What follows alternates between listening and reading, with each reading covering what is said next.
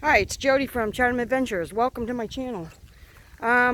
Today I'm introducing my new Old Town Sportsman 10.6 pedal kayak, fishing kayak rigged up. And I'm doing some fishing in Harwich at the conservation area.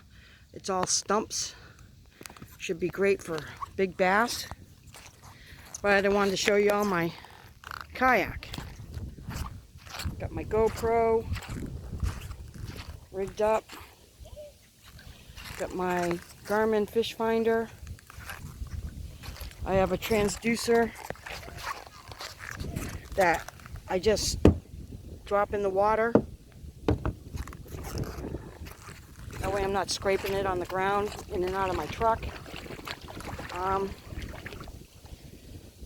Got a rudder for steering, battery box. Let's turn that on. I got a cable for my GoPro so I can run that. Turn on my Garmin.